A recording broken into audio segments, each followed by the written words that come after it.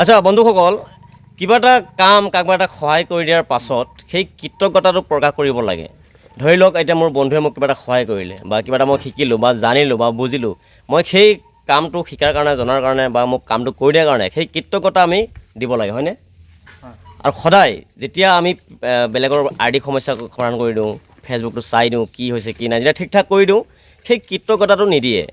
সেই ৰেচপেক্টটো সন্মানটো ৰাখিব লাগে। যিমানে ডাঙৰক হ'ব পাৰে, আপুনি যিটো জানে মই নাজানো, মই যিটো জানে আপুনি নাজানে, এনেকুৱা বিষয় নহয় যে মই সকলো জানো নহয়, আপুনিও সকলো কথা নাজানিব পাৰে, হয়নে?